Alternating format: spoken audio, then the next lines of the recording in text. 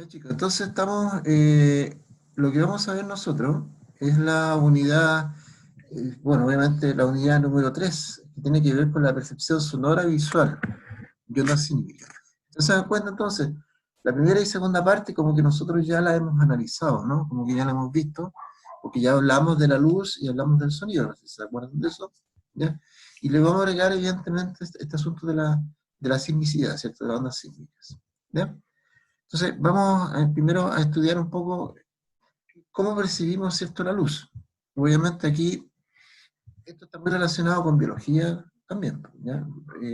Nosotros percibimos el mundo exterior gracias a unas cosas que se llaman receptores, Profe, ¿ya? Los receptores nos permiten captar, digamos. profe. Bueno, estaba yo diciendo de que nosotros tenemos unos receptores, ¿ya? Receptores sensoriales, que nos permiten captar los estímulos del medio ambiente, nos permite captar los estímulos del medio ambiente. Y esos estímulos, ¿cierto?, a través de estos receptores, nosotros los transformamos en estímulos eléctricos, que viajan a través de nuestro sistema nervioso y llegan hasta nuestro cerebro, y el cerebro interpreta estos estímulos. Entonces son muy importantes estos receptores sensoriales, porque nos permiten percibir el mundo que nos rodea. ¿Se fijan qué importante es? ¿Ya? Y nosotros analizamos dos de estos acá, ¿cierto?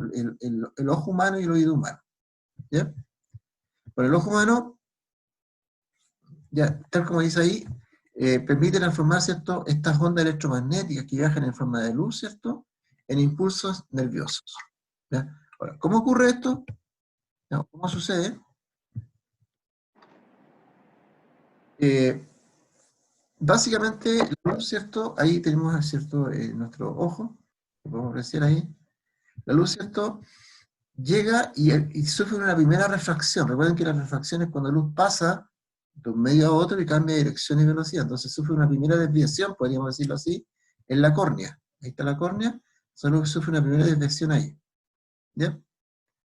Después, ¿cierto?, pasa por la pupila y llega al cristalino que está acá, y en el cristalino sufre otra refracción. Entonces, nuevamente, la luz que entró, nuevamente se desvía. ¿Ya? Y eso hace entonces que esta luz llegue ¿cierto?, hasta la retina, que es la que tenemos acá, ¿ok?, donde hay unas células, ¿cierto?, ¿cierto?, que son los conos y los bastones, que transforman esta energía luminosa que ha llegado, ¿cierto?, en impulsos nerviosos, que son enviados, ¿cierto?, a través del nervio óptico, que lo podemos apreciar acá, hasta el cerebro. ¿Ya? Podemos apreciar acá nuevamente ¿cierto?, lo que hemos explicado. Aquí tenemos el objeto, la luz, ¿cierto?, la córnea, primera refracción, cristalino, segunda refracción, ¿cierto?, la pupila, donde llega, ¿cierto?, acá también, y acá se me está formando la imagen. ¿Se fijan? Entonces, todos los sistemas ópticos, por ejemplo, aquí podemos ver un sistema óptico, ¿cierto?, si es una cámara fotográfica, se hicieron en función de cómo nosotros vemos las cosas, cómo las observamos. ¿Ya?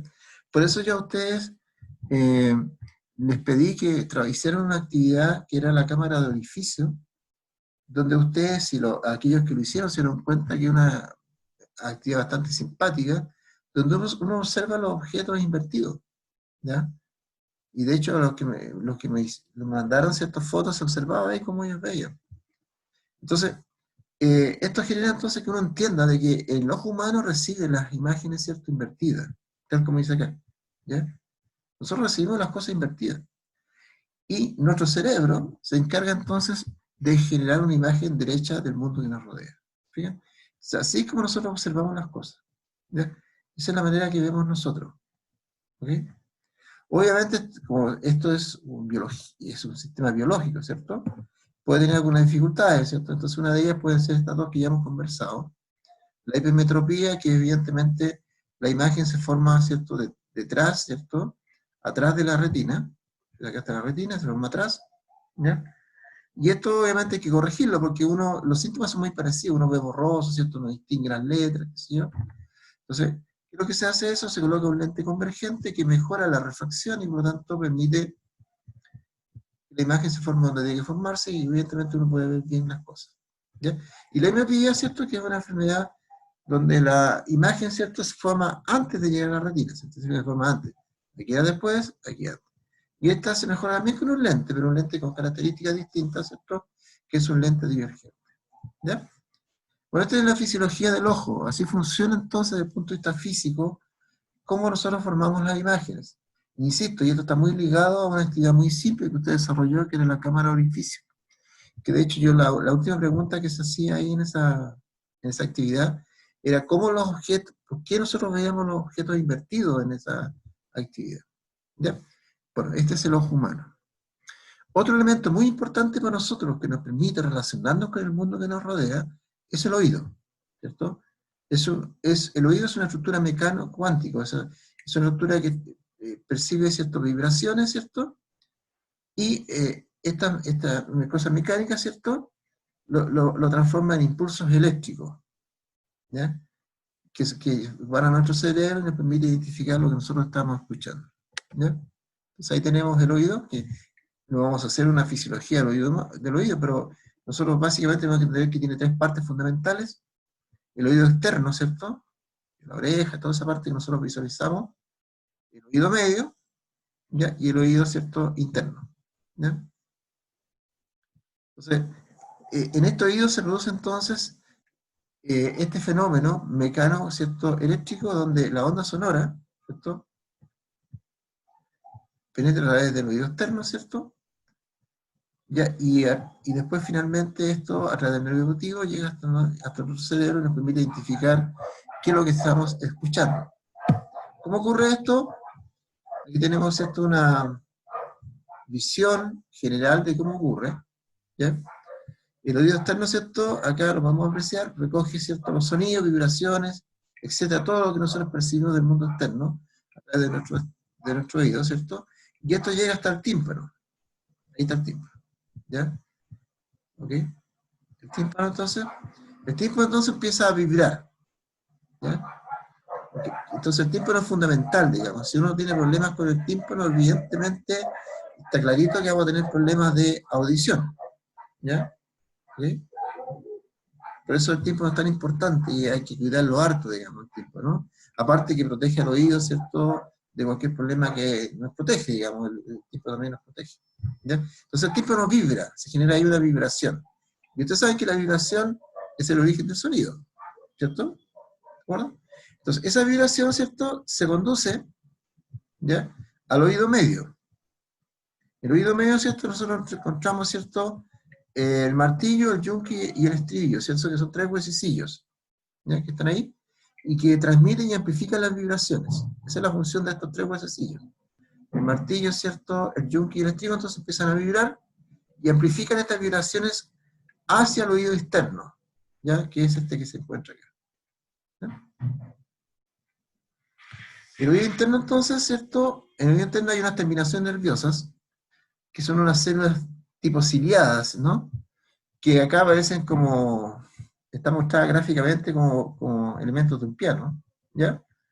Estas células, ¿cierto?, envían los impulsos eléctricos, ¿cierto?, hasta el cerebro, y ahí nosotros podemos identificar qué es lo que estamos escuchando.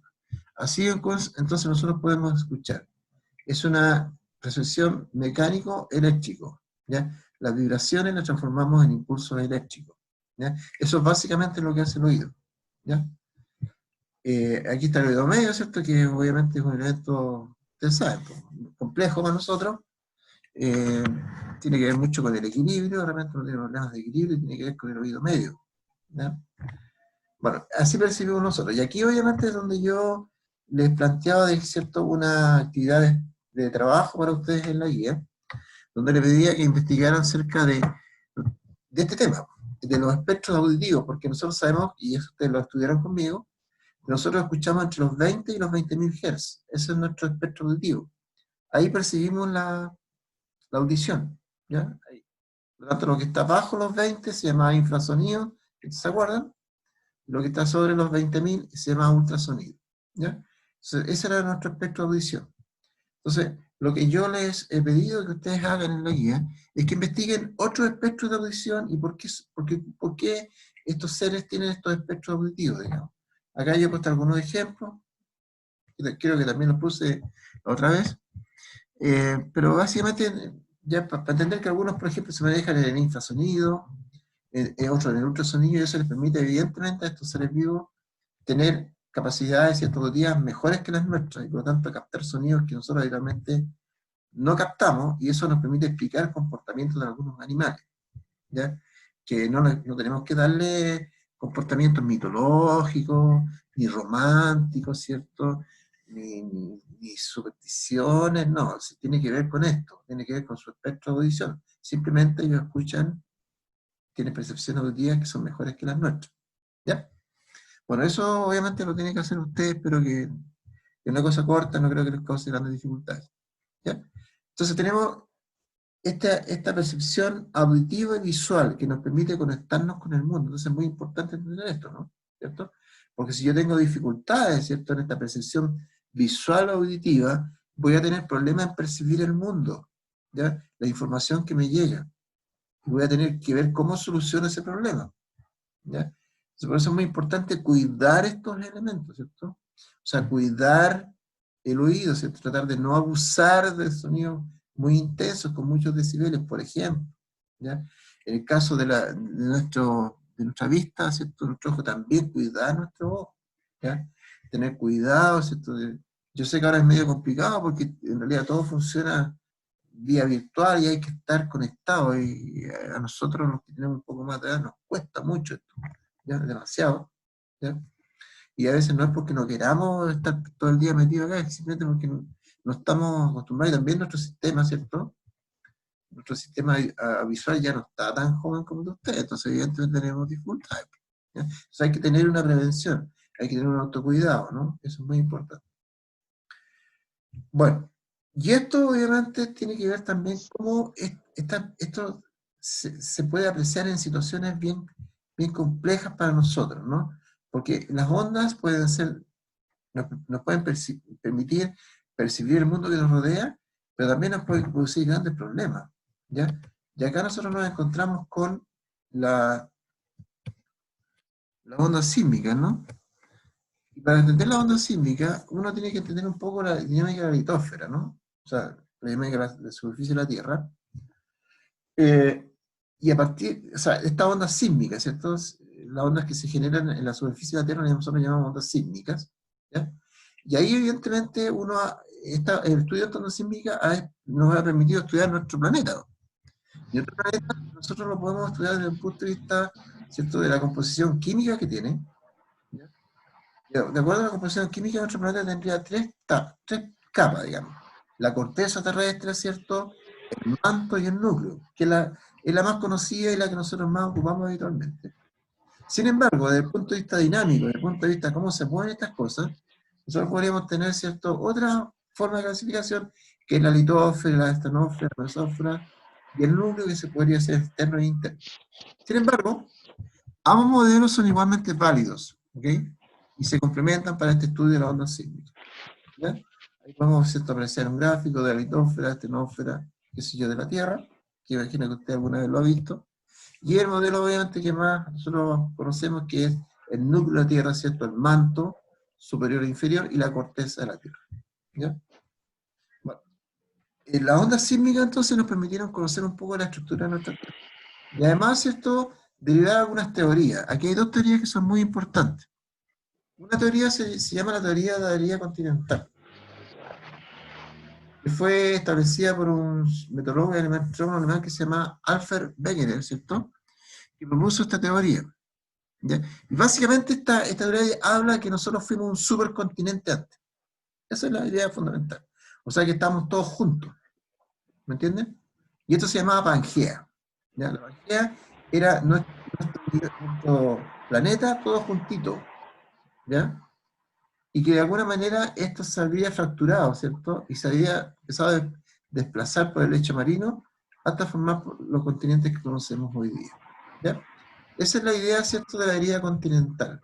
Es decir, antes había un supercontinente llamado Pangea, ¿cierto?, que significa toda la Tierra, y estos, ¿cierto?, por alguna razón se fracturaron y se empezaron a separar, ¿ya? Y ahí podemos apreciar, ¿cierto? Profe, ¿Qué pasa?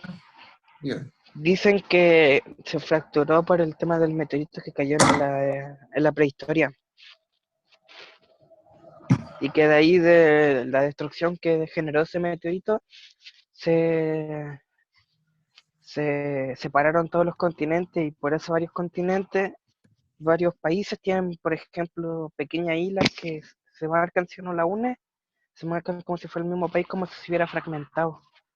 Correctísimo, señor. Eso es muy cierto. Sí, es una de las hipótesis que se plantea por qué habría ocurrido esto.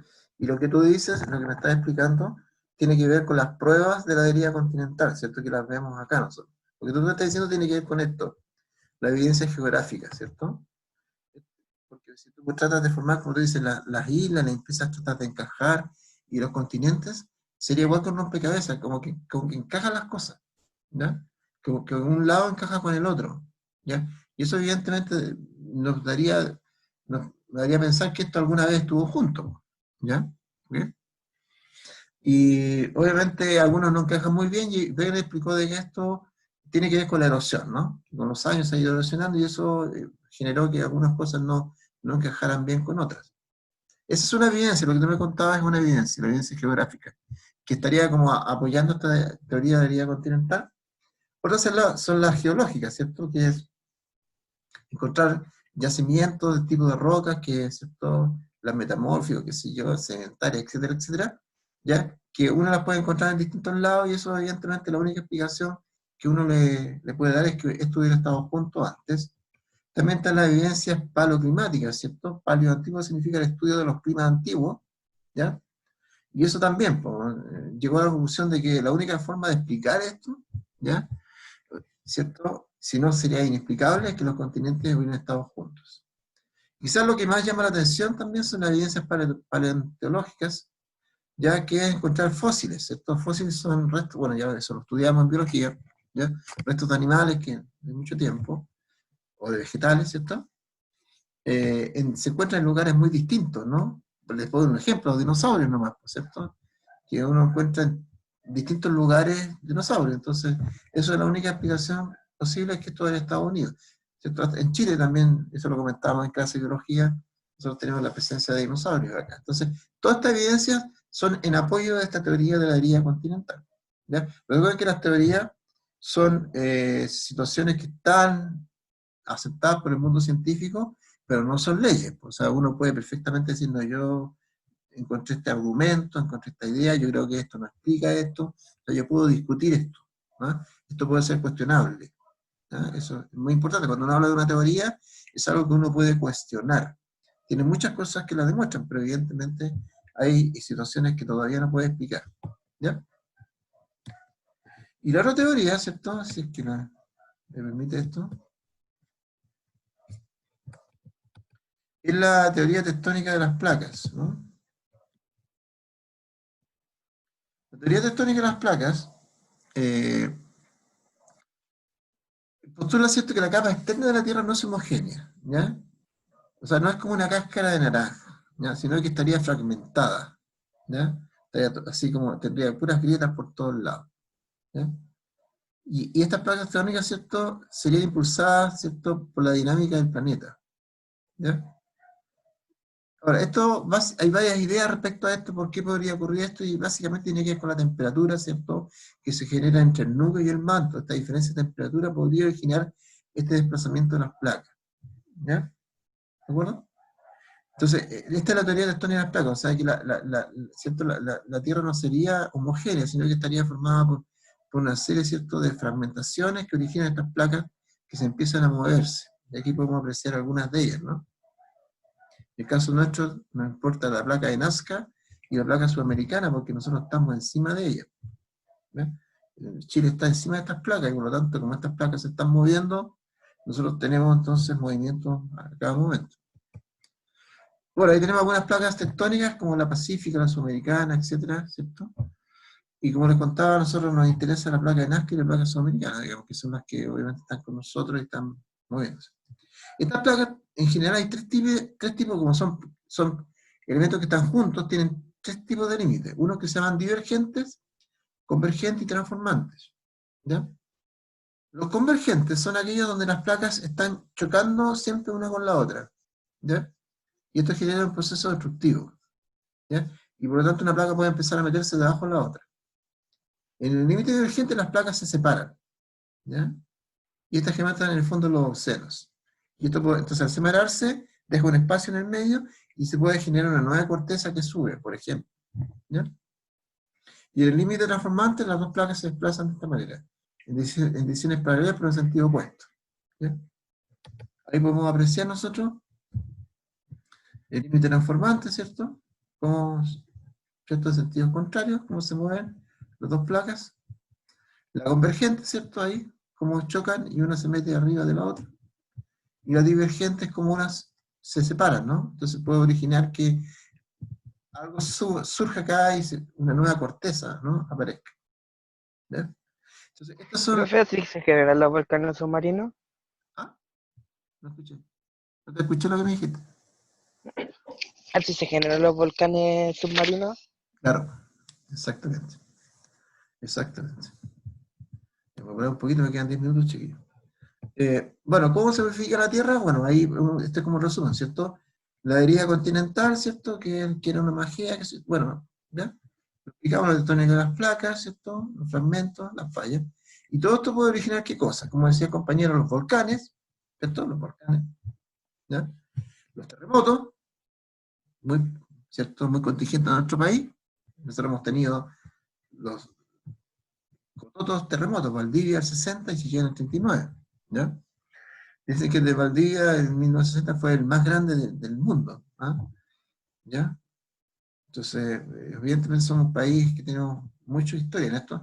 Y también algo que ustedes mencionaron por ahí, pues, los meteoritos, ¿no? Entonces, todos agentes naturales, entre comillas, la deriva continental, tectónica de las placas, terremotos, volcanes y meteoritos, van modificando nuestra Tierra, ¿cierto? La van modificando y la van cambiando, ¿ya? Pero de forma natural. Eso es muy importante, de forma natural. Aquí no hay intervención del hombre en esto, ¿cierto? Porque en biología nosotros hablamos cómo el hombre interviene en el ecosistema. Esto es en forma natural. El terremoto, ¿cierto? También se llama seismos, son movimientos bruscos en las capas superficiales de la Tierra, producidos por la fractura y desplazamiento de grandes masas rocosas en el interior de la corteza, ¿ya? O sea, por las placas. ¿Qué hace este terremoto, ¿cierto? Este movimiento de choque continuo, ¿cierto? Entre una placa y otra. Obviamente, si yo empiezo a mover mis manitos, me doy cuenta, porque empiezo a mover mis manitos acá, y voy a estar un rato y mis manitos van a empezar a entibiar. Entonces, esto tiene que ver entonces con una gran cantidad de energía que se me está acumulando acá. Esta gran cantidad de energía en algún momento, en forma repentina, evidente, y en alguna ocasión muy destructiva, se libera. ¿Ya? Entonces pasan una cantidad de años, ¿cierto? Donde esta energía se va guardando, almacenando, y se libera. Y eso pasa con todos los países que están sobre una, ¿cierto? Placas, ¿cierto? Tectónicas que se están moviendo. Como el caso nuestro, ya que estamos sobre la placa de Nazca y la placa sudamericana. Por lo tanto, nosotros nos vamos a mover por siempre. ¿Ya? Eso es muy importante. Cada cierto tiempo vamos a tener sismos, siempre hay sismos, pero cada cierto tiempo vamos a tener sismos que son un poco más, con más intensidad que otros. ¿Ya? Los elementos más chiquillos, los elementos de un terremoto, lo voy rapidito del hipocentro, ¿cierto? Que es la parte interna de la Tierra, ¿cierto? La parte hacia adentro donde se genera, ¿cierto? Se origina el terremoto, ¿ya? En la parte interna, hipocentro. Tenemos las ondas sísmicas, que es obviamente las ondas ¿ya? Que se expanden, que yo les pido que ustedes en la guía me investiguen un poquito respecto a las ondas sísmicas, porque hay 4 tipos de ondas sísmicas acá, las ondas principales, qué sé yo, entonces ustedes van a tener que investigar respecto a esto. Y está el epicentro, que es lo que uno siempre escucha, ¿cierto? Que es el lugar de la superficie de la Tierra donde ocurrió el terremoto, ¿ya? Donde ocurrió, ¿cierto? El punto en la superficie, en la parte, ¿cierto? De la superficie donde ocurrió, que es cierto, es la vertical del hipocentro. Aquí está el hipocentro y arriba está el epicentro, y lo podemos apreciar mejor. El hipocentro y el epicentro, ¿cierto? Y las ondas sísmicas, cómo se están desarrollando. ¿Ya? Bueno, obviamente el sismógrafo es un elemento que nos permite, es un aparato que nos permite detectar la onda sísmica, ¿ya? Nos permite detectar la onda sísmica, por lo tanto nos permite detectar cuando se está produciendo, ¿ya? Eso es muy importante. No es un aparato que decir, oh, va a haber un terremoto, no, es un aparato que te permite, ¿cierto?, detectar, ¿cierto?, la onda sísmica y por lo tanto las va a grabar, y eso nos permite interpretar y sacar información y todo eso. Nos permite, ¿cierto?, hacer un sismograma, que eso es lo que está ahí, ¿cierto?, que nos permite sacar conclusiones, y es lo que nos entrega en la televisión cuando ocurren estas cosas, ¿ya? ¿Okay? Pero eso hay que estudiarlo, ¿ah? Hay que estudiarlo, hay que meterse en temas, y hay que estudiarlo harto, ¿ya? No es No es que uno diga, no. Es como estudiar un electrocardiograma cuando lo hacen en electro, digamos. Uno puede saber, digamos, pero hay que estudiarlo, eso, hay que estudiarlo con detención. ¿Ya? Profesor, una Ujú. consulta, porque nosotros podemos decir, ¿cierto?, de los terremotos en el fondo, o cuando tenemos un sismo, cuando este ya está sucediendo, pero nosotros no contamos con tecnología para poder predecir cuándo vamos a tener un terremoto y dónde, ¿cierto? No se puede. Hay unas formas de triangulación, perdón, ¿ya? Que uno, que tiene que ver con esta información, con esto que estamos viendo recién, ¿cierto? Que es, puede determinar ciertos lugares y todo eso, entonces uno empieza a hacer triangulaciones, ¿ya? Y algunas personas, ¿cierto?, utilizan el elemento del reflejo, como las ondas se reflejan, chocan, ¿cierto? Eso lo estudiamos en física nosotros con los chicos. Chocan y se devuelven, ¿cierto? Se reflejan. Entonces, algunas personas usan algunos elementos para indicar, ¿cierto?, que si hubo un terremoto en tal parte, ¿cierto?, por esta triangulación y esta reflexión, podría llegar a nosotros, a lo mejor en algún momento determinado. ¿Ya? Eso se hace. Pero la verdad es que si usted me pregunta a mí qué opino yo de eso, yo creo que nosotros en este momento somos incapaces de detectar si mañana va a ocurrir un terremoto o no sé, pues en diciembre. No estamos en condiciones de, Malo si lo detecta. todavía no estamos en condiciones de eso. ¿Ya? Por lo tanto, de repente puede que alguien la chunte, pues, no sé, pues yo le puedo decir a usted mañana va a tener un terremoto y la chunte todo. Pero no es una cosa científica. Esto de la escala ustedes conocen la escala de medición, ¿cierto? La escala Richter, ¿cierto? Es la que nosotros usamos, la escala de momento, ¿ya? Lo importante es entender que estas escalas son como las mediciones que uno hace siempre, ¿ya? Es como yo medir el largo de algo, yo lo mido, le doy un número, ¿ya? Y ese número me indica a mí ciertas cosas. Eso básicamente es. Ahora, lo importante es entender que estas escalas de medición no son lineales, ¿ya? Sino que son logarítmicas. No sé si saben el tema matemático. El logaritmo significa que esto se genera, ¿cierto? No aumenta, Profe, sino que aumenta miles de veces.